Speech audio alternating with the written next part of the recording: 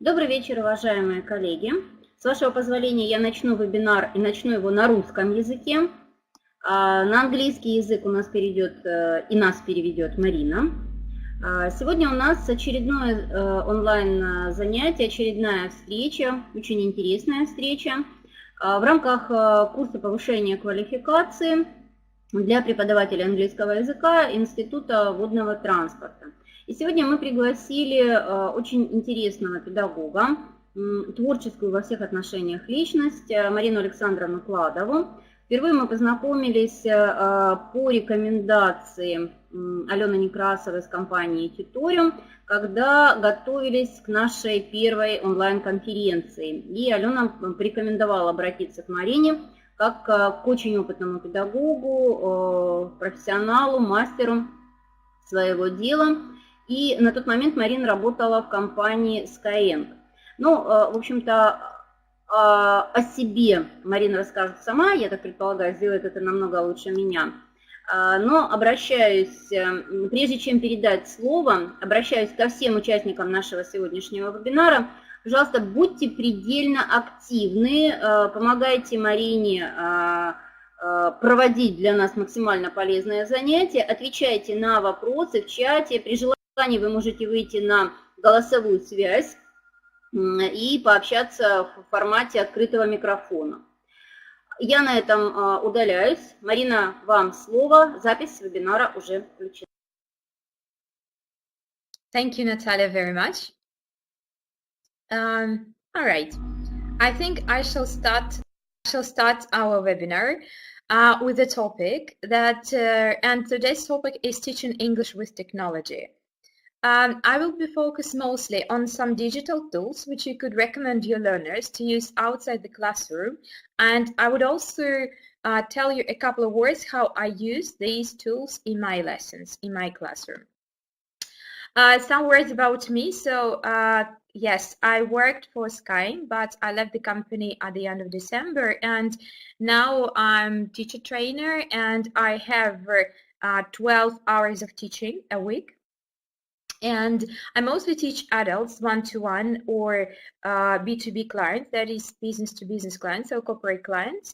And mostly my context is top managers and CEOs from internet marketing, from technologies. Therefore, we use a lot of technologies in our classrooms.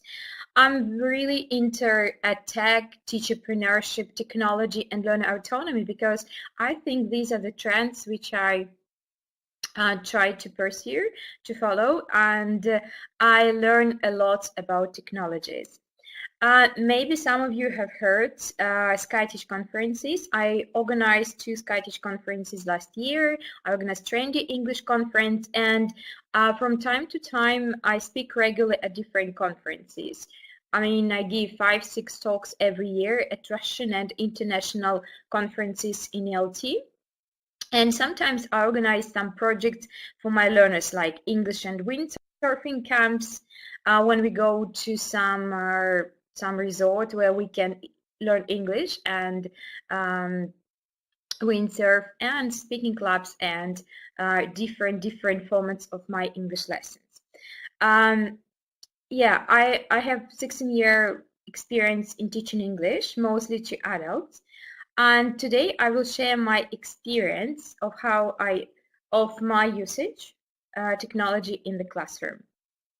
If I speak too fast, or if you do not understand something, or if you want me to get back to the previous slide or to comment something, feel free to comment, to write in the chat, and I will address this question or this comment, okay?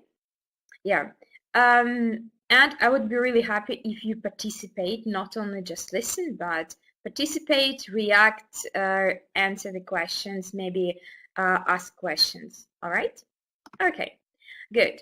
My task, my presentation is divided into 2 topics. The first part is about learner autonomy, so it will be pretty short. I want you to pay attention to this concept because nowadays, I think the role of a teacher has changed, and now we are not the only source of knowledge for our learners. That's why it's very important for our learners to be quite independent and responsible for their learners. And the second part is devoted to different digital tools, which you could use in the classroom or learners could use outside the classroom. And I would give you some ideas how I use this or that tool with my learners. All right, so let's just start with a bit of brainstorming and thinking. Could you describe what your learners are like today? I mean, so what they are, just what kind of people they are. So what do they like doing? Yeah, could you just describe maybe one, two associations, 1-2 words to describe today's language learner? Or you can describe your learners. I know that you have students at the institute or at the college. Yeah, so what are they like?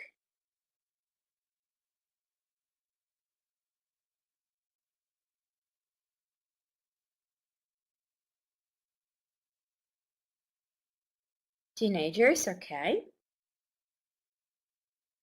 So, and what are they like as teenagers? What kind of people are they? I mean, what is their lifestyle? For example, I work mostly with B2B clients who are top managers or CEOs, and they are very, very busy and overloaded with a lot of information. Therefore, I take this into consideration when I work with my learners. And my learners, for example, are also technologically advanced, and they really ask me for different digital tools. They don't want any paper homework. They want only some homework in some resources or in some apps. That's why I have to work hard to find something else. Okay, they want to learn English quickly. Yes. I think that's everything what what all the English learners want to. Curious internet surfers. That's true. Okay. I have suggested a couple of other things, and I think that today's language learners are very busy, both kids, everybody, like kids, teenagers, and employees, the adults. So they are very busy. They are overloaded with a lot of information, which makes it very difficult to choose what is right, where is the right information, where is the wrong information. They have access to many internet resources. They are internet surfers. They are technologically addicted, so their mobile telephones are the essential part of their lives. They want to have fun. They want to learn the language very quickly. They like C but know nothing about their job. Okay, so I think yeah, this is very specific to your job, Yelena. Yes. So just, yeah, so this is I want you, when we speak about teaching English, we should always keep in mind what our learners are like as people. Think about their lifestyles, and in this way you could make the process very personalized to them. What do they do in everyday lives? You said some of them surf the internet. All of them read news, read books, films, chat in social media, listen to music. They learn via edutainment, for example. They watch some funny YouTube videos and pick up some language. So there are a lot of learning outside the classroom. And I think this is the second thing which you have to keep in your minds when you deliver your lessons to your adults, or not to your adults, but to your students. I see that some of you are cadets or teenagers, so this could be relevant for all groups. I think more to all the teens and adults, but I think some of the points are really relevant for kids as well, especially their addiction to technology and their hunger for edutainment. And in this, taking into consideration these two factors, I want you to draw your attention to the term of learner autonomy. If you look at these two definitions, so learner autonomy is the ability to take charge of one's own learning. That is, they have to be responsible for their learning. So it's not only your responsibility as a teacher for their students' results, but it's also their responsibility for their own learning. I think this is very important to discuss with your learners, because very often they tend to say, okay, you're a teacher, you know better. Okay, I have no time, so but I want to speak English quickly, so where are my results? And you should discuss this issue with them. On the other hand, I like the definition when Hollick says that self-direction in learning is still a possibility which is offered but not forced to learners. It means that you cannot force your learners to do something more. You could only encourage them to do so. And I think this is a great tool and a great source of inspiration for your learners. If you scaffold them with something, and if you tailor your learning process to the learner's needs, I think they could be more motivated, because they see the value of learning English. They see real usage of English in their everyday lives. Therefore, I think I will just skip this slide.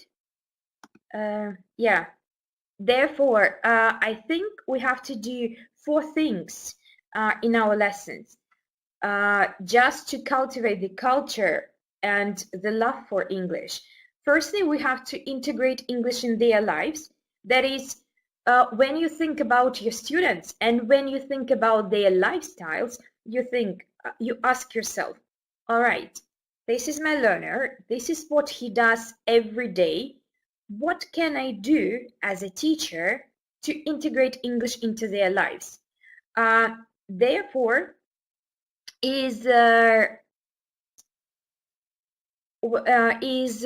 try to help your learner to find English in their lives as much as possible. For example, as all of my learners are very busy, what we do is we find some relevant sites where they can find news, where they can watch some films, and I help them with assisting tools which help them to read in their original, to watch films in their original, to some tools to write emails.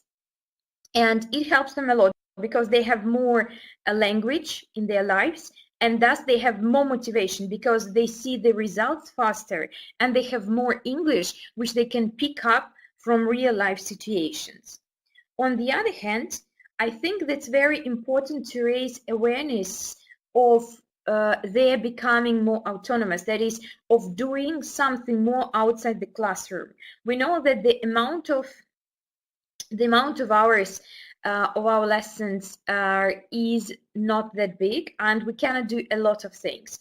But all of us know that even if our learners do some very, very small steps and do something outside the classroom, they could master the language faster, they have better results, they have more motivation, they have faster progress and higher progress than other learners do. That's why I think that's the second thing which we need to do. The third thing is to scaffold them with tools, resources, and activities. By this, I mean that when you say learners, do something at home, a real problem is that they don't know what to do. They have too many apps, they have too many resources, they have a lot of information, and they don't know what source they can trust. And you as a teacher, as the model maybe of the language, like of the language learner, possibly, if I can say so, you could help them with that just by suggesting a couple of tools or resources which they could use in their free time. I'm sorry, I see that I've misspelled the word resources. I will correct it and send you the edited version of my presentation, sorry. And the last thing is to keep their motivation. I mean, you should praise your learners if they have done something outside the classroom, or if they have learned something. You have to keep their motivation, and you should praise them and encourage them to use English more, to use technology more, because technology can really help to master the language faster. Okay, now I think we're going to the next point, and I want to address your questions. Their future profession has to force them. That's true.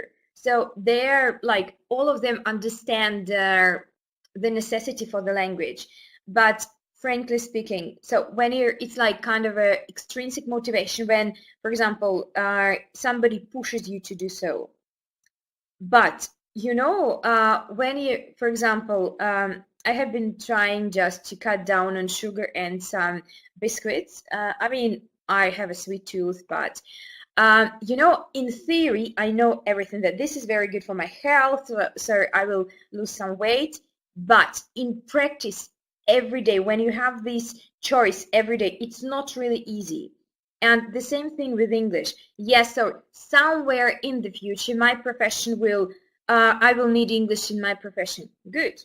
But how can I help my learners to enjoy the process more? The word force has a negative connotation, but I'm always asking myself a question: how can I make the process more enjoyable? How my learners can spend more time on English rather than, I don't know, watching TV or doing something? How can he has more English in his life? And I think when you think in this, mindset, you would find a bit different tasks for yourself, and you would think not about the necessity, and they will not think about their necessity, but they would think in terms of pleasure. Oh yeah, watching English in English, cool, and I can do this. And this kind of engagement in the process and their internal intrinsic motivation is a much better tool than extrinsic motivation. Yes, Yelena, you're right. So they need to be explained what autonomy is.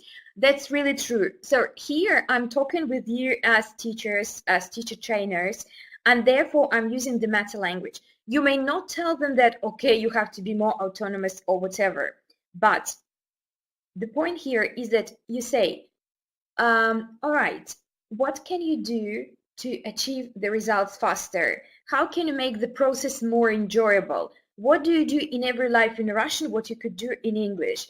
Therefore, no matter whether they are starters, intermediate, or upper intermediate, you still have the same approach. You discuss with them in Russian, in English, no matter, but you discuss the issue of them being responsible for the process, for the results, and for them to enjoy the process more and have more English in their lives.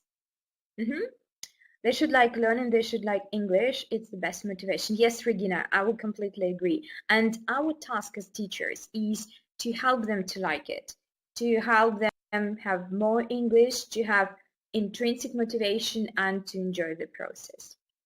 But in real life, life is not that optimistic. And so why do you think our learners are not so autonomous? Why they do nothing? Why they can't find time for homework? Or why can't they do something more than just the homework? So in your context, do your learners do something apart from their homework in English? If yes, so what they do? And if no, so why they do not do this? Could you just maybe type one or two things just from your context? While you're typing, I might tell you a couple of words about my situation.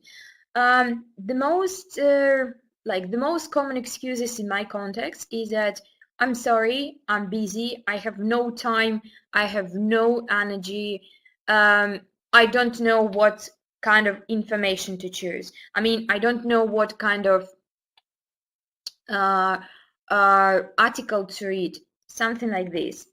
What I did was I chopped and I worked quite a lot on their strategies. That is, we were thinking, all right, you're very busy, but sometimes you could have 2, 3, 5 minutes when you have a rest. True, true. Okay, so what are other time slots? And they say, okay, sometimes when I, for example, when I drive, I sometimes spend 1 or 2 hours in a traffic jam. Excellent. What else? And then we start talking.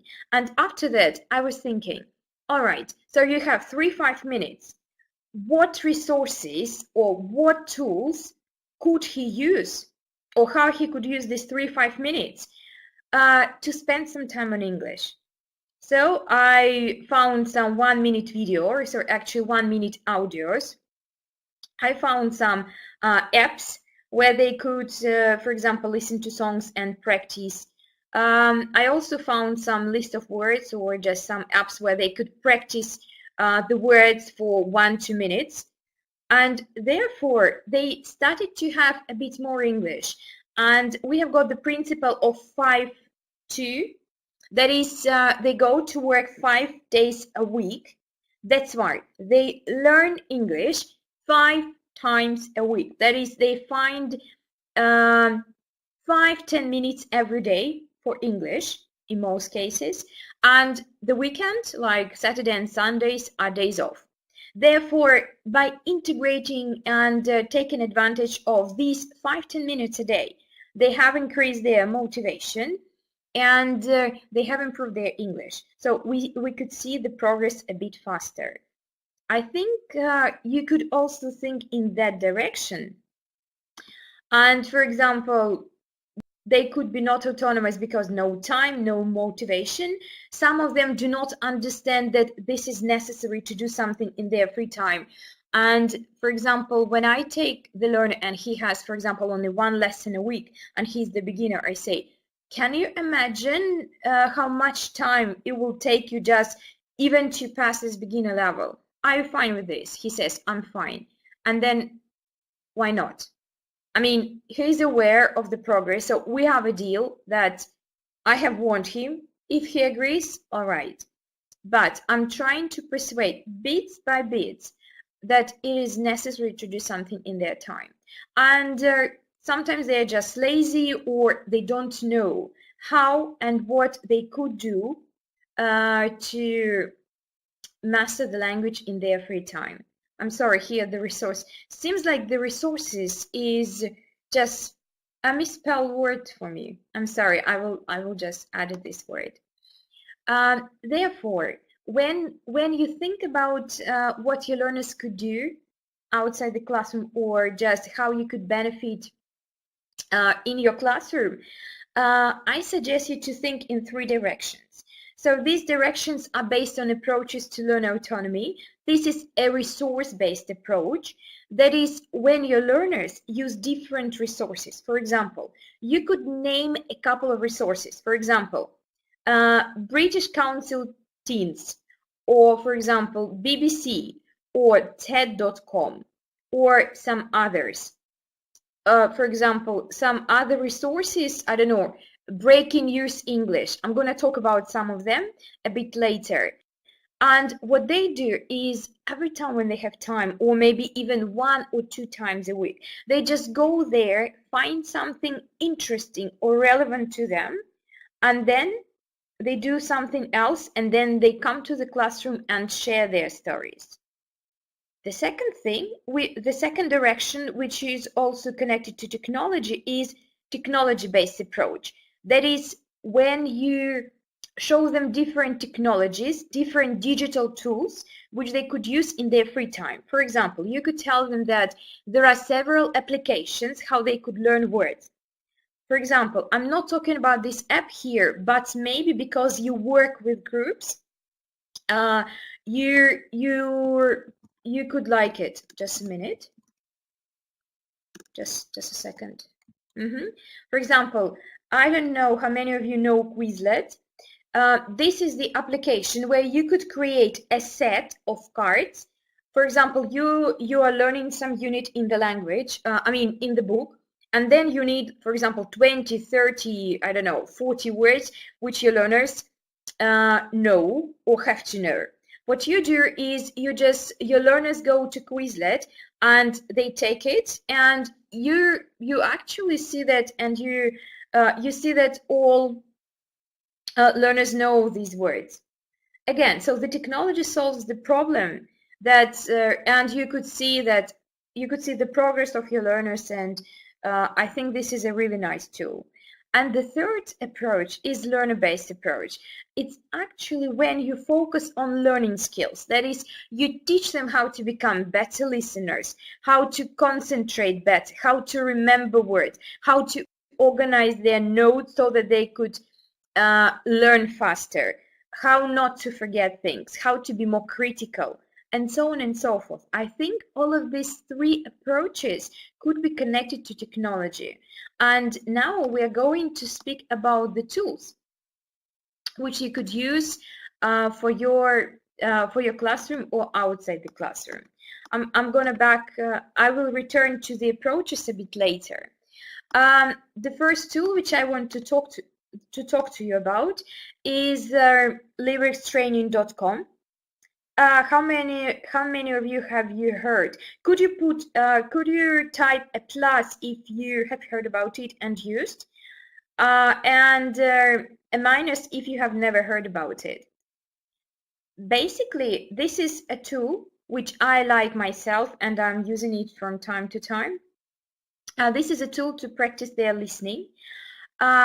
This is a very nice tool for practically all age groups. It is based on the songs, and it's kind of a karaoke. How does it work? They go to the website and they choose the genre of the songs which they like, and they have to listen. There are 4 modules: beginner, intermediate, advanced, and expert. It actually defines how many words would be skipped here and how many words they would have to type. For example, at the beginner level, this is, I guess, around around elementary. So there are around 20 words missing in the whole song. What they do is they could choose the music, and they listen and they type what they heard. It needs time. And basically, they practice their decoding skills when they have to understand exact words. At the same time, they listen to their favorite songs. And I think because nowadays teenagers and adults are really addicted to music, they really love this resource and they could play it endlessly. The only, I would warn you that once, if your learners play too much, they could get bored. Therefore, I try to, if I give some homework, I give the homework from time to time, or I just warn my learners that do not use it too much at the beginning, just not to get bored. Sometimes I could use it in my lessons. Basically, as all my learners have got mobile phones and they have it as an app, or some of them who are lazy do not have the app, but they are using a mobile version. What they do is at the lesson, we spend around 5-7 minutes, and my learners put on their earphones and they choose the song they like. We choose the level according to their level. So I usually recommend them to start from the beginner. If they are up to pre-intermediate or intermediate, I might recommend them to use a beginner level just to get familiar with their resource. If they are familiar with this, I could recommend them to try intermediate. So this is approximately upper intermediate level according to SEFR. And my learners just choose their favorite song. We speak a bit about, we speak a bit about the song itself. So like, I mean, they speak in pairs, and then I give them like 5-6 minutes, depends on the time, just to finish and try it at the lesson. Very often I give it for them as a homework. And sometimes I can take it, I can take a song, for example, if we are talking about, I don't know, changes and trends, I could take the song like Wind of Change, and all of us discuss the song first, then they have this thing. I mean, they have to listen and just type some of the words, and then we discuss. Sometimes if I have quite a musical group, we could sing it as karaoke.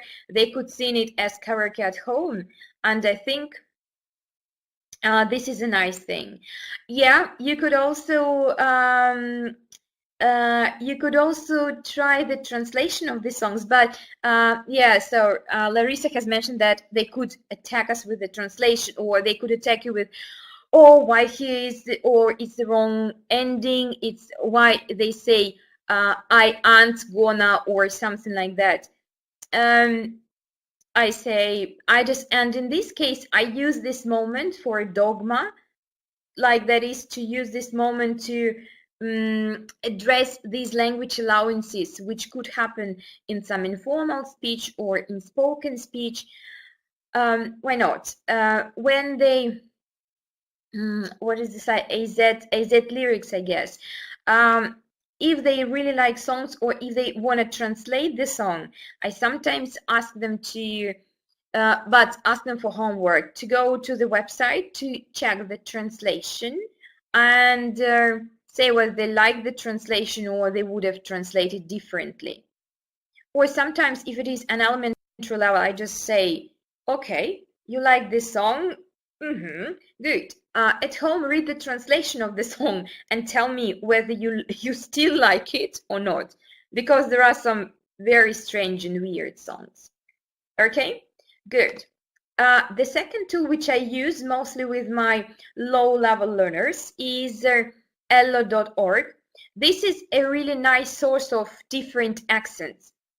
Here you could find accents from all over the world, and because English as a lingua franca is becoming more and more popular today, and I think it's becoming a reality basically today, because there are only, I guess, 20% of native speakers, and the rest 80% are non-native speakers.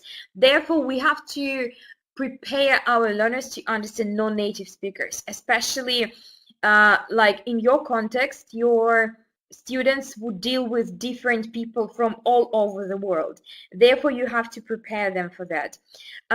Basically, this is a nice source for their homework, or you could use it in your lesson, because there are many, there is a very good search, and you could find by the topic, by the accent, by the level. Some of these audios were created by native speakers, some of them not. Therefore, there are some mistakes or there are some accents. And I think this is also a good opportunity for learners to show that these people are not afraid of mistakes. These people speak differently with a different, for example, Italian, in a different Italian English or something like this. And you could raise their awareness of these cultural differences as well. What I like about this website is that it has got the script. Basically, they could listen, they could see the script later. There is some vocabulary session where they have some vocabulary exercises, and there is a quiz which is aimed at understanding the context of this or that audio. There is also some vocabulary challenge, which I also like, because all of these phrases go from the context, and the learners could see how the language works. A nice tool, I would really recommend here. Mostly, I would suggest it like from beginner to, well, basically to pre-intermediate. Sometimes there are some intermediate texts, but not hard, because later, just with upper with upper levels, I think it might be a bit boring. But if you want just to expose your learners to different accents, I think this is a nice tool. Okay. And one more listening tool which I recommend to all of my learners is TubeQuizard. This is a tool created by our colleague from St. Petersburg, Oля Sergeyeva, and her husband. And this tool is aimed at developing their decoding skills. That is, when they have to understand every word. For example, they listen to the song, I don't know, Lemon Tree, and then they have to complete all present continuous forms. I'm sitting, and they do not insert only one word, but they insert a lexical chunk. For example, a grammar chunk. He has never heard, or she was she and then was waiting. Ola has got a really nice tutorial how to use her website. You could also find some something for grammar, for pronunciation practice, for vocabulary practice. Yeah, this is a nice tool. And what I like most about it is that it is based on authentic materials, and you could generate your own quizzes based on what source, I mean, what YouTube video you want to analyze and what piece of grammar you want to do. Have a try. If you have any questions, I think you could watch Ola Sergeyeva's tutorial and everything will be very understandable. And then basically I never use it in the classroom because I don't know, I think decoding skills is something which takes a bit more time. Though at the beginning I first show my learners in the classroom what they could do with this website, and then they choose something for their homework, or sometimes I choose this myself. The next tool is also very close to our learners because they watch a lot of films in their lives, and this tool is actually focused on both pronunciation and listening. What the learners do is they type any phrase which they want. For example, they could be the phrases which they learn, if I were you, or in my opinion, come to me, I got it, whatever. And this website would show them a lot of examples, or some examples, from different films. For example, if I were you, and then they could listen, if I were you, I'd say a quick farewell to the murder, and then the learners, my learners, they listen and repeat, listen and repeat. Some of the learners like to play some film quiz. I mean, they always try to guess what film it is from. And as a hint, they have the beginning, they have the name of this film written just at the bottom so that they could know where it comes from. Sometimes I use it as a tool for my classroom. For example, when I need to practice some form, when I have to drill, I do not drill it myself, but for example, we choose a phrase, I know, I'm writing, and then I'm writing, and then so my learners listen, and then they listen and repeat, just to have some drill practice in the classroom. I don't know, my learners like this tool, and I like it myself. Though, unfortunately, there are like only 250,000 pieces, so which means they do not have all of the phrases, because it's not still copyright based tool, but most frequent phrases are here, and you could use it for the language practice, for vocabulary practice, for the practice of chunks, not single words but chunks. I think so this is really nice. Another tool which is very close to the previous one is English. This is a pronunciation tool, but as I spoke about the previous tool, I also use it as a listening and pronunciation tool. Basically, there are many ways how you could use it. And firstly, you also write any word or any phrase, and what the tool does is it finds all the examples in YouTube Copera. For example, you write, okay, if I were you, this is just some example of grammar, but you need, for example, a phrase, in my opinion.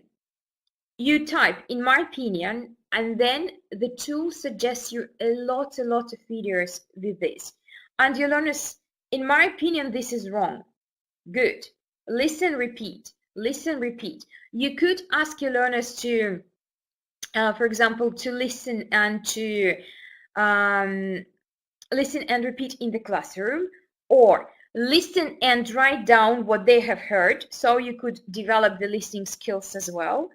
And they also get used to a variety of accents, to a variety of I think accents, meaning by different local accents, different accents of different men, different women, of different ages, of different national, educational, social backgrounds.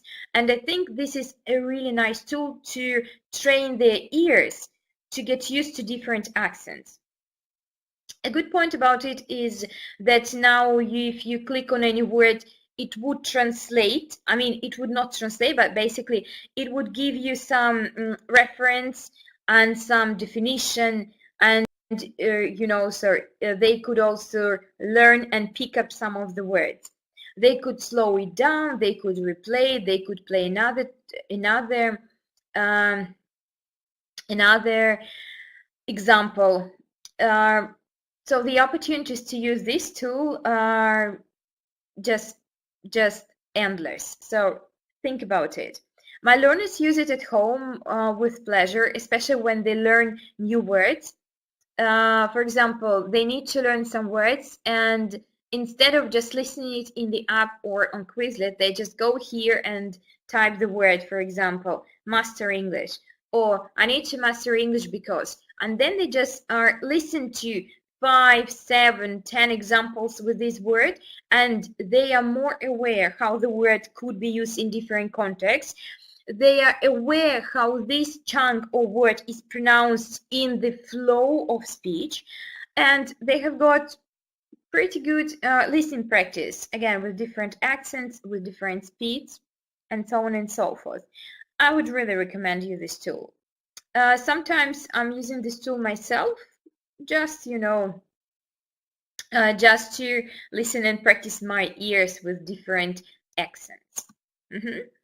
Then we are moving slowly to some reading and listening tools. So this is the, I think this is more a resource than a tool, but there are some toolish things as well here. Basically, breakingnewsenglish.com is the website for language learners. That is, the texts here were created just on purpose for language learners. So the author is Sean, I forgot his surname, but he's doing a great job. Every day there is one piece of news appearing with a lot of examples, with a lot of activities and exercises. What you could do with this resource is two things. Firstly, you could develop students' reading skills. That is, they read the news, they do a lot of exercises on all the aspects, on grammar, on vocabulary, like reading, critical thinking, writing, collocations, just sentence gaps, and so on and so forth. A very good point about this resource is that there are 6 levels. That is, your learners could choose the text according to the level. For example, it's really nice that there is level 0. This is like the beginner. The texts are very short and quite easy, and you could recommend your learners to start reading news in English at the very beginning, because there are some vocabulary explanations like glossary. But what they could also actually listen to the same text. But what I like about this is speed reading. That is, your learners read piece of news they read this piece of news on time, not on time. How would I say? with a timer. That is, it practices their reading fluency, and they read, for example, 100 words a minute. I think this is a very nice tool for my learners, because when my learners come to me and say, I want to speak English very well, I want to speak English very fast. Excellent. How could you practice that? Basically, your brain works, for your brain, it doesn't matter whether you speak. I mean, there is not a big difference when you speak and when you read a text, because your speech organs work, your brain works. The only difference is that in speaking you have to produce everything yourself. In reading, you read something aloud. But my point here is that when my learners read aloud and they read with a timer, it really works and develops their fluency in speaking as well. Because if they get used to, for example, read 100 words a minute, or 200 words a minute is a bit fast, quite fast actually. It shows them what it is really like to speak fast, what it is really like to speak fluently. And if they try it for 2 or 3 weeks, they really feel the difference between reading aloud, between reading aloud with a timer and then speaking. And they try to speak faster also in their lives. That's why you could experiment, and you could recommend your learners this website, and specifically this speed reading.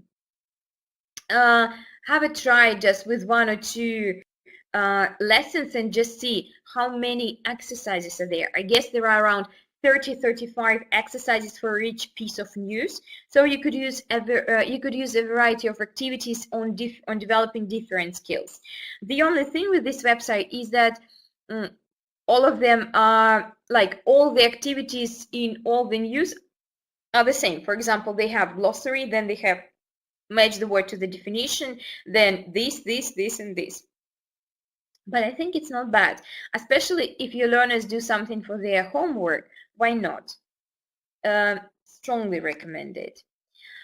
Okay, and we have also a couple more tools. Now I want to tell you I want to give you one tool which could help your learners to become better writers.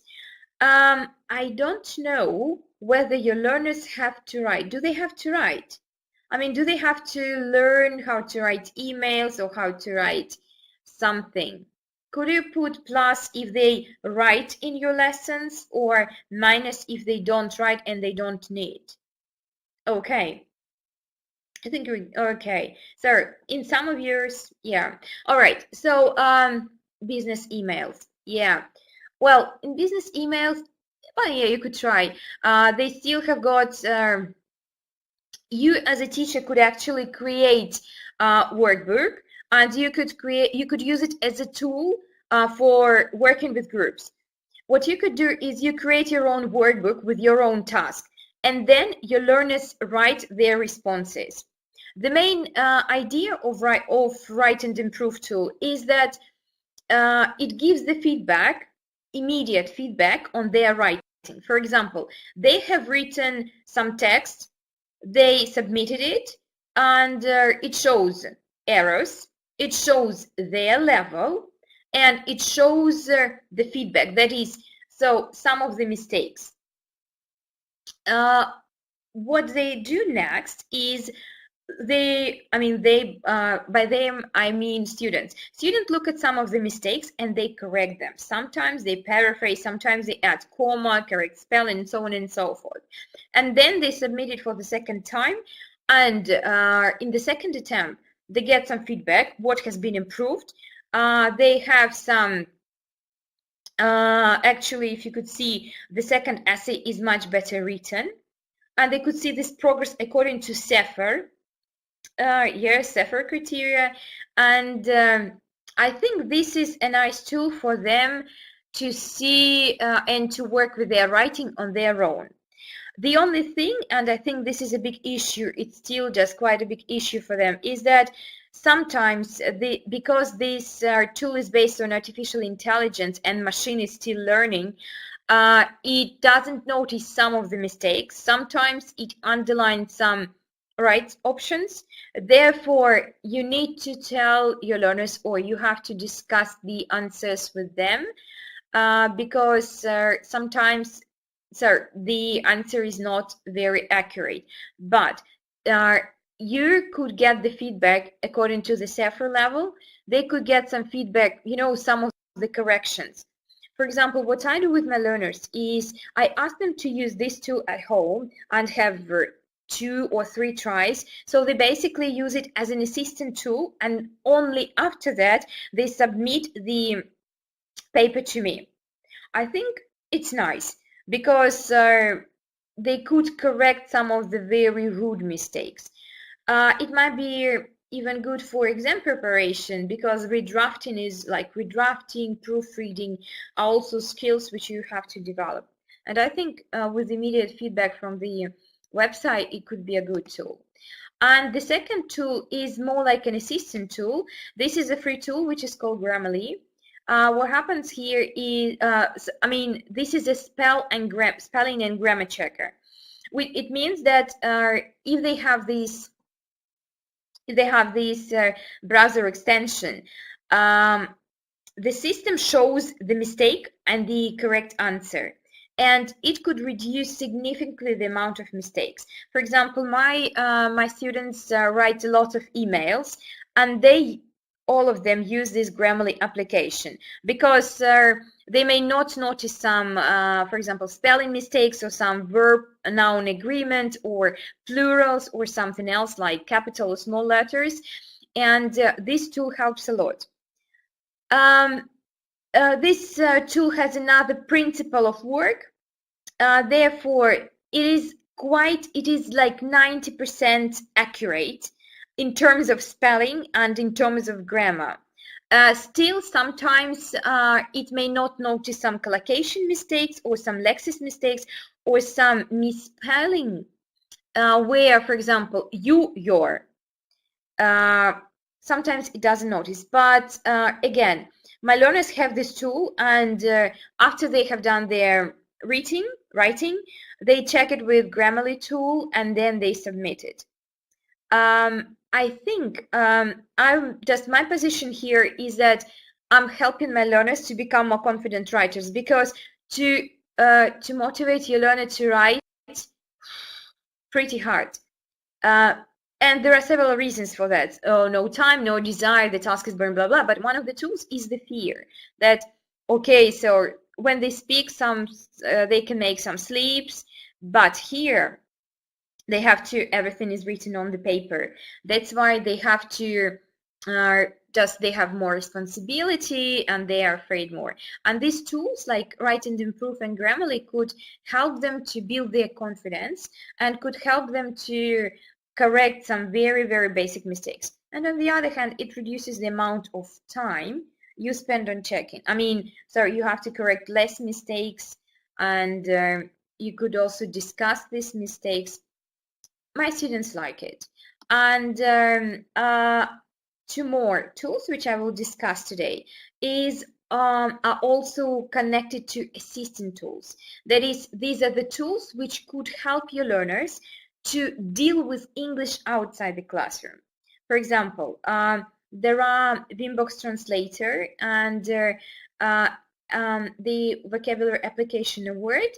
So Vimbox Translator is a free application. It helps your learners to read the text in the original. For example, they have got some international magazine about the sea, about shipbuilding, about some traveling, whatever, economy, what they're interested in. What they do is they also have got this Vimbox Translator extension, and when they read, they could basically click on any word, and it will be translated. If they could add, if they have got the application of word, they could add this word into the dictionary, so they are synchronized, and they could practice these words later at home. I think this is a nice tool because, at least for my learners, they read a lot, and some of them, especially with low levels like elementary or pre-intermediate, they make some attempts to read in the original, but they fail because the texts are too difficult. Sometimes I help them to deal with that by suggesting some easier articles like close by the topics, or some easier texts by the concept or by the language. But sometimes if they're interested in some topic, I just say, okay, why don't you try? This is your area of expertise, and this is the tool which could help. I think your students would appreciate if you give them some tools which could help them to deal with English in everyday life. To read, to listen, I don't know, to sing songs, I don't know. And a very similar tool is Wimbox subtitles. This is the same principle as a reading browser. The only thing is that it helps them to watch films in the original in Mediatek, Netflix, or Amazon Prime. As nowadays learners subscribe to some of these services, and if they want something in the original, I think it could be a really nice tool. These were some tools which I wanted to mention. Okay, maybe we should say, do you have any questions about these, I guess, 7 or 8 tools which I have mentioned?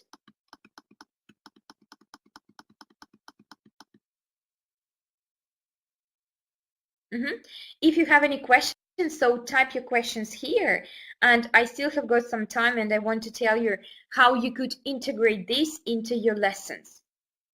I mean, tools are tools, but you still have to integrate them into your classroom, or you have to speak with learners about it. So how I use it? Firstly, I give differentiated homework for my learners, which boosts our students' motivation. And I use different technologies for that. For example, techniques. On the one hand, I give them differentiated homework when I give them some compulsory, recommended, and optional homework. It works pretty well for groups, and I give them compulsory homework based on what we have studied at the lesson or what they need to do for the next lesson, because I'm quite a fan of flipped classroom. Usually compulsory homework is usually for 10-15 minutes because I want the homework to be doable. I do not give massive homeworks because micro-learning is a trend nowadays, when they do some small pieces of learning, maybe every day or just between the lessons, but they do these small chunks. Because when you give the homework for 40 or 1 hour, they are less likely to finish all the homework. Then I give them some recommended and some optional homework. So I might give them some optional homework to watch some video, to read an interesting article related to the topic or related to the next lesson. And recommended homework is something which we have also discussed in the lesson, but maybe more practice on grammar or more practice with the vocabulary. And here I usually insert some links to different resources. So it's more about resources. For example, TED, BBC, I don't know, sometimes we take The Economist, Singularity Hub, Product Hunt, and so on and so forth, depending on my learners. You could experiment with your learners in the same way. So basically, maybe you could have a look at it. You must have a very strict program which you have to follow. But maybe you could experiment and give, apart from compulsory homework, maybe you could suggest some recommended or optional homework and see how many students would do this, what kind of homework they could do this. You could speak with them and ask, okay, maybe what kind of homework do you want, or what is interesting for you to do? Like, we have the program we have to study present perfect and past simple, but there are some more interesting things. So which things would you like to do? Would you like to learn how to do? I think this is a nice approach. It may not work with some of the groups. I'm just always experimenting. Gradually, the students get used to that approach, and they start to do compulsory and recommended. Some of the learners do compulsory and optional, which is fine.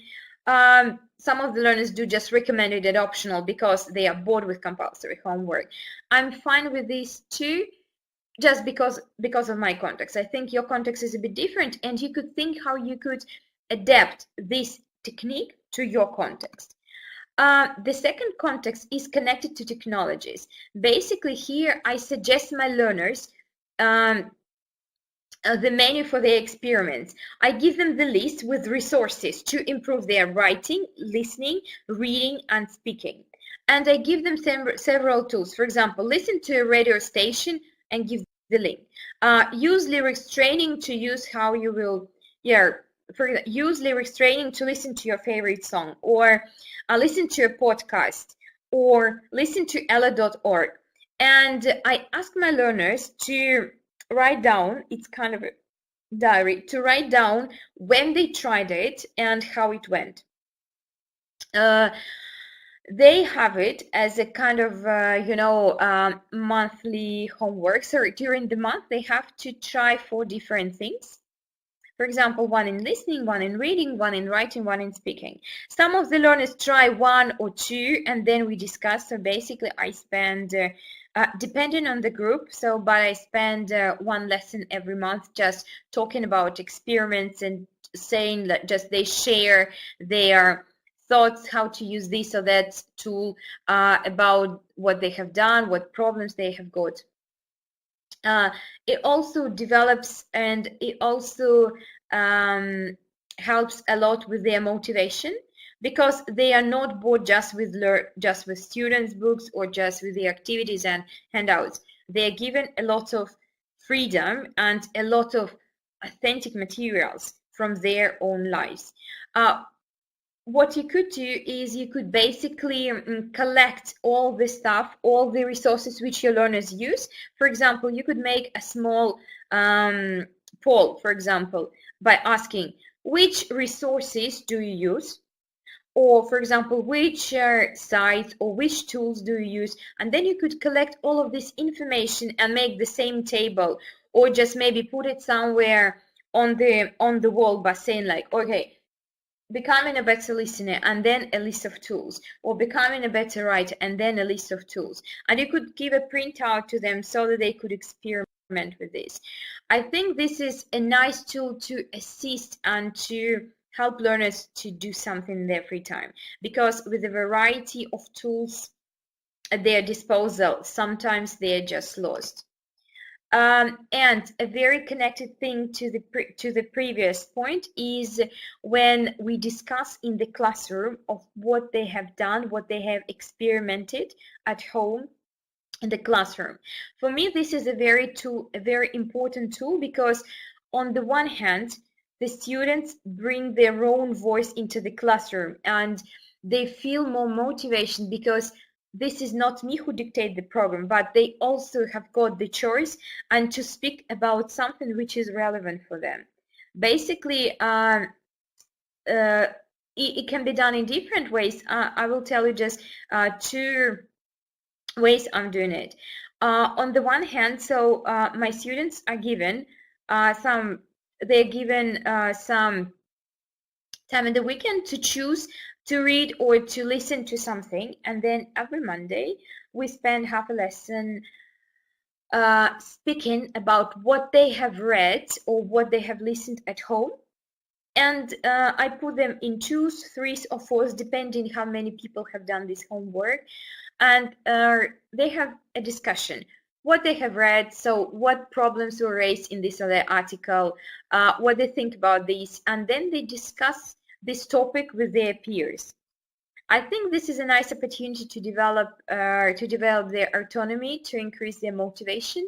They also pick up 3-5 different words, and they give these words to their peers, and the peers could learn and pick up these words if they like this. When the learners do not do this, it's actually 1 or 2 people. There are always 1 or 2 people who have done this. Therefore, I divide them into groups, and then 1 person speaking, and the rest are listening, asking questions, making notes, whatever. So there could be a variety of activities. And the other thing, as I told you with the previous, when we speak about experience, so once a month we actually have kind of an experimental lesson when we come and we share what we have tried, what worked well, what didn't work well. It's normally not the whole lesson, it could be half an hour, but they share their stories, their experiments, they share their diaries, words, questions with their peers, they answer with each other, and then we have a classroom discussion. I think in this way, your learners could feel more motivation just because they choose the materials themselves. If they can't choose, you could choose. Or a good thing which happens in the classroom is that they start recommending some resources or some other tools to each other. I think this is a nice opportunity, a nice teaching opportunity just for developing their collaboration skills, like their desire to share. I like it, and so do my students. And maybe the last thing which I want to mention, how you could also integrate the technology, is how I track what they have done or how they learn. This is about goal setting. We actually have got, all of my learners have got long-term and short-term goals, and we write them into Google Doc. This is basically each of my groups has got a Google document, kind of a journal, where I write the schedule. So what week? So no. Okay, so if you're interested, I could add this slide into the presentation later. But in the same document, they have got their own journal. They write their goals, 1 or 2 for each aspect, and then they write what their goals for the week is. And what I did last week, they write new words and they write questions for me. How do I work with that? Every Monday, I spend 5-7 minutes on allowing my learners to fill in this journal. All of my learners are very busy, and they do not usually do it in their free time. Some of them do, some of them don't. That's why I spend 5 minutes at the lesson just by giving them time to put on the paper, I mean not on the paper, but into the cloud what they did, and then they discuss whether they achieved their goals or not. Here they could also write what they have done, what they did last week. For example, they could write, they could attach the link of what they have done, and I sometimes have a look if they have done it before. I sometimes have a look, and if I find it very interesting, I could start, and if it is relevant to our next lesson or it is connected to the previous lesson, I might start the lesson with the discussion of what some of the students have read, and they give the summary, and then we start a discussion connected to the lesson. And again, so I try to involve, in this way, I try to involve my learners. And goal setting here is an important tool just to boost their motivation and to develop their autonomy, because when they understand why they are doing this or that, I think this is a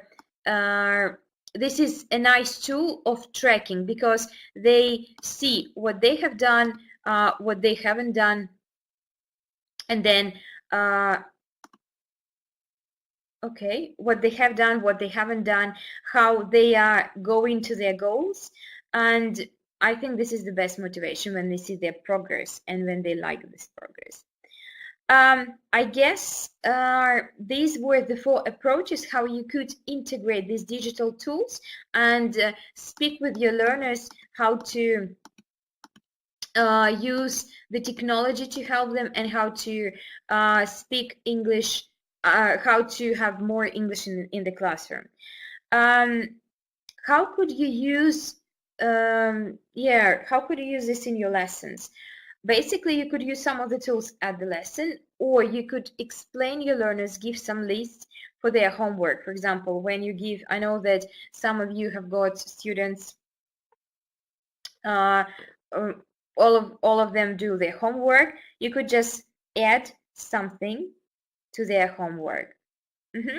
And just to sum up, maybe I would say that it's very important to scaffold them with tools and resources. Again, the word resources is just misspelled. Sorry. Scaffold them with tools and resources because it's very important to help them and encourage their efforts. If they have done something, praise them. If they haven't done something, ignore. You know, if you start saying, oh, why haven't you done it? They will never do it. But encourage their efforts and encourage the efforts of those who have done, because it could lead to other students to do something else. Yeah, collaboration and sharing and experiments in your lessons. I think these 5 tips are my recipe to engagement in my lessons, to my students' motivation in learning English, and to, I would say, to my students' autonomy outside the classroom when they are happy to do something outside, apart from what we do at the lesson. They are happy to do something apart from that. Do you have any questions? We have run out of time, but I think we could, if you have any questions, you could ask.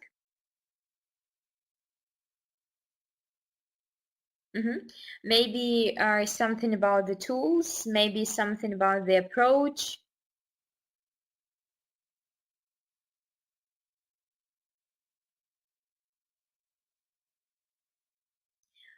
When you do not write, I have the feeling that everybody has fallen asleep.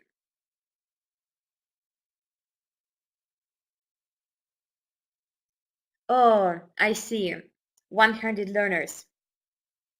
Yeah. Tracking the progress. Well, okay, keeping the journals, yes. Keeping journals is quite time consuming. Maybe what you could think of is peer learning, peer assessment. I don't know, so maybe they could have buddies and they could check whether their buddy has achieved his goals or not, what they have done. They could discuss it together. I mean, yeah, maybe with 100 learners it's pretty difficult. What else could I do?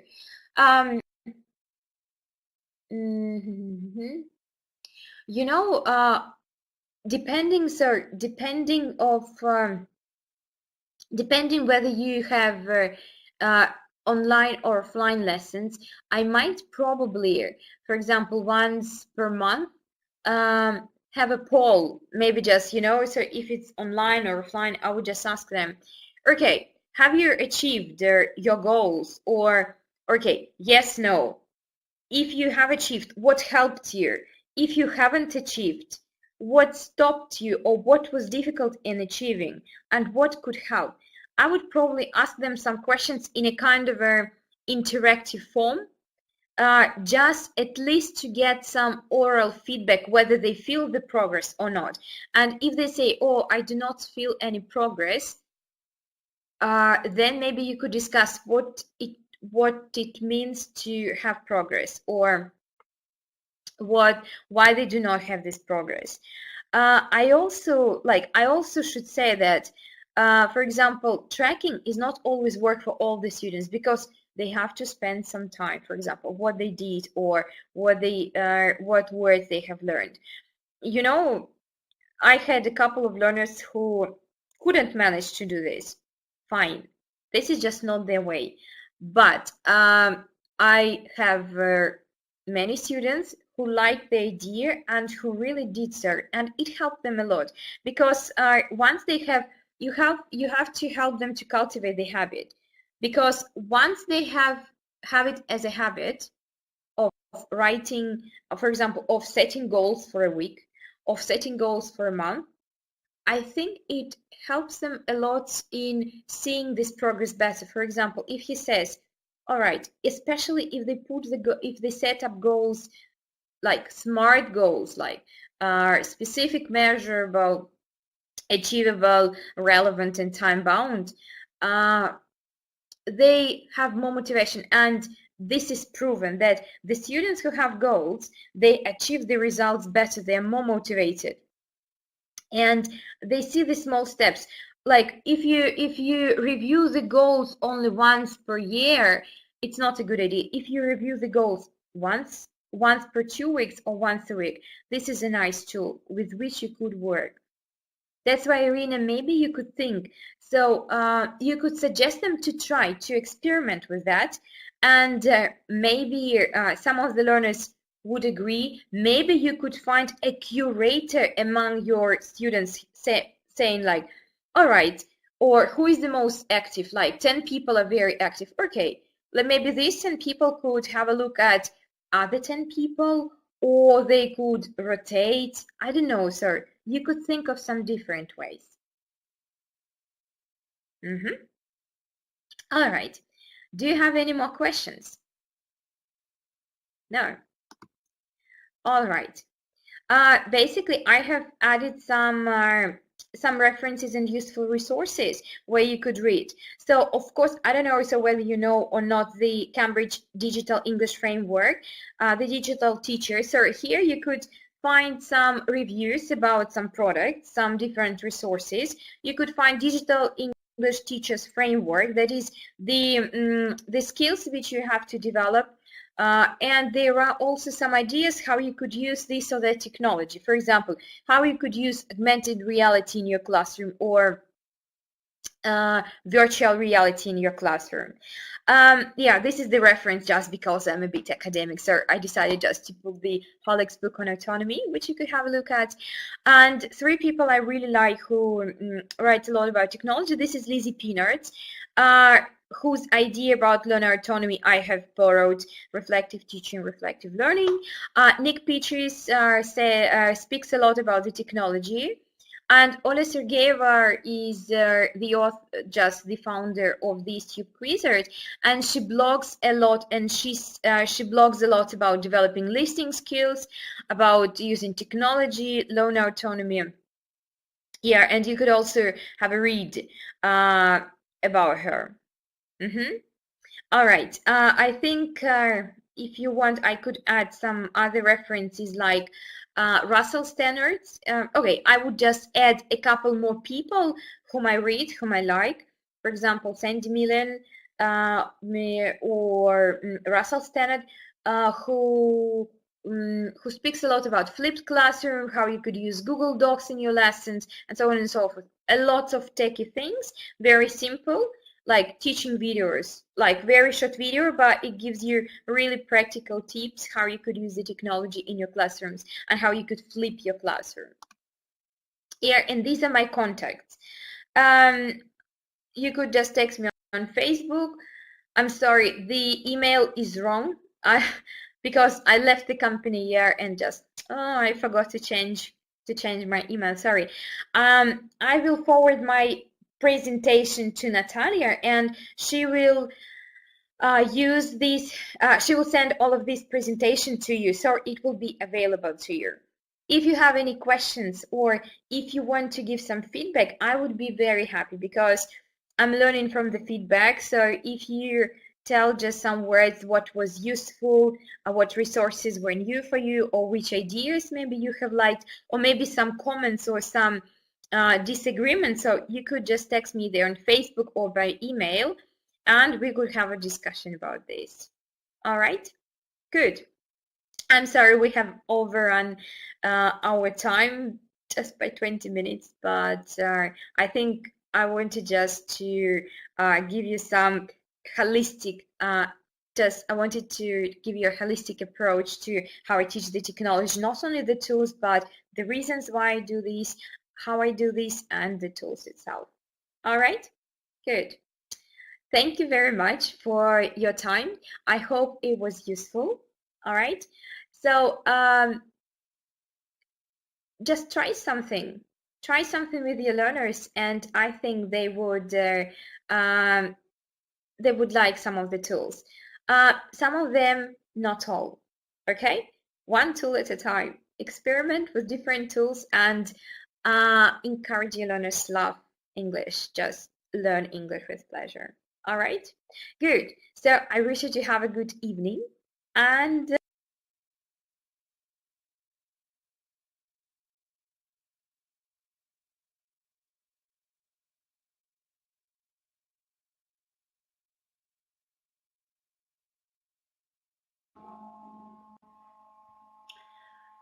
коллеги, я надеюсь, мы все искренне благодарим Марину за такое яркое, энергичное и очень содержательное выступление для нас. Да, это было круто-круто. Совершенно согласна. И я надеюсь, что мы продолжим уже в неформальной обстановке. В том числе подписывайтесь на Фейсбуке на аккаунт, да, и можно будет интересные сообщения, новости. У Марины достаточно активная лента, в том числе в профессиональной деятельности в большей степени, да, Фейсбук профессиональная сеть. Ну и еще раз благодарю искренне за выделенное для нас время и возможность пообщаться с коллегами. Несколько организационных моментов. Обратите, пожалуйста, внимание на новые виды деятельности в нашей системе дистанционного обучения. Мы искренне радовались, что у нас так активно пошел форум, где вы описывали свои технологии. Но у нас есть еще задания не менее интересные, в том числе методическая копилка преподавателя и база учебно-методических пособий. Коллеги, еще раз хочу подчеркнуть, что одна из задач нашего с вами курса повышения квалификации – это возможность собрать общую, ценную и значимую базу учебно-методических пособий. В курсе есть элемент, он так и называется, база. И каждый из вас может в этой базе опубликовать свои изданные где-то пособия, разработанные пособия или там подготовленные к изданию публикации. Вы можете их загружать файлами, эта база будет доступна всем для того, чтобы расширить, так скажем, наш профессиональный кругозор, и мы с вами взаимообучаем, взаимодополняем, взаимопомогаем друг другу, да, сотрудничество в первую очередь. Поэтому прошу еще раз не пропускать, не оставлять без внимания. Пока вот я видела активность от Ирины Леонидовны в методической копии. Там, причем задание не просто любой метод или там прием описать, а именно тот, который вы активно используете. Тот, который у вас заходит очень хорошо и он эффективен, вы его опробировали, вы понимаете, что он эффективен и приводит к запланированным результатам в рамках учебных занятий или внеаудиторных занятий, то есть любых, да. Ну и, конечно же, об итоговой аттестации, как это будет проходить и что нужно будет сделать. Итоговая аттестация – это у нас устный зачет. Мы предлагаем собраться на неформальную встречу. То есть это не будет зачет, вот прям зачет, как экзаменационная работа перед комиссией. Да? Неформальная встреча – это открытый круглый стол в рамках традиционной аудитории. Мы предлагаем пообщаться, попить чаю, обменяться впечатлениями, мнениями, да? Ну и в том числе рассказать о своих проектах. То есть одно из заданий к зачету – это подготовить и написать сценарий мини-проекта. Под сценарием понимается максимально подробное описание деятельности и обучающихся, и преподавателя. Кто что делает, что получится в результате проекта. Вам будет предложен шаблон, по которому вам будет более удобно описывать. Этот шаблон будет буквально вот в ближайшие дни. Мы над ним уже начали работу, досогласовываем, упростим его. ну, упростим его не для того, чтобы он был совсем вот пустой, да, и там в виде сложного плана, нет, упростим, чтобы он был максимально понятным, прозрачным, и самое главное, технологичным. А технологичность заключается в том, что я, написав, могу передать другому, другой может это повторить. Да? То есть нас интересует именно диффузия, повторяемость и проекта. Вы можете объединяться в пары, в группы, в тройки, там, как удобно. И тогда, естественно, на титульном листе проекта вы будете писать, кто входил в состав группы, кто занимался разработкой проекта. Ну, например, да, вот из прошлых, так скажем, уже реализованных, Елена Юрьевна Новикова и Сидоренко Сергей Александрович делали разработку к WorldSkills, проводили мероприятия к нашему отраслевому чемпионату по стандартам WorldSkills, проводили мероприятия безопасной жизнедеятельности на английском языке. Ну, я условно его так называю, да. То есть вот вполне вы можете вспомнить, как это было, и прописать проект, расписать сценарий этого мероприятия, да, причем с учетом вовлеченности обучающихся в разработку и подготовку. Основная идея вашего проекта, что учащиеся, обучающиеся вовлекаются в разработку проекта.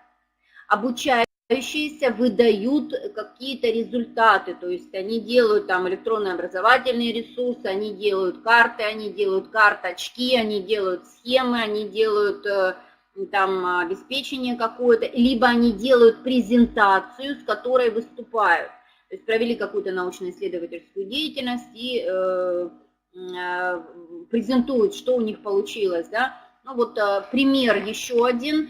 Коллеги Ирина Леонидовна Попова и команда, так скажем, да, участников, недавно провели интересное мероприятие. Курсанты 3-го курса судоводителей рассказывали курсантам 2-го курса о плавательной практике. И я предлагала, и продолжаю предлагать, развить эту тему дальше, написать именно, описать в виде проекта и сделать, причем описать это как мероприятие между колледжем и ФИМТом, то есть разные виды учебно-производственных практик, чтобы студенты и курсанты на этом мероприятии встретились и рассказали, поделились опытом о своих практиках, что они получают, как они растут как профессионалы. Но это такие прикидки, наметки, никоим образом ничего никому не хотим навязать. Вы можете выбрать свой какой-то интересный проект, ну, например, я не знаю, разработать квест, там, или разработать, предложить вашим обучающимся деловую игру собеседования в крюинговой компании. Это тоже будет проект, да, и проиграть эту игру, как они участвуют в собеседовании. То есть вариантов масса, вы выбираете, и по результатам мы с вами еще получаем копилку вот таких вот мини-проектов, которые мы потом можем по кругу все проиграть у себя на занятиях. Ну, в общем-то, у меня на этом все. Еще раз всем огромное спасибо за участие в вебинаре и до встречи в следующем эфире.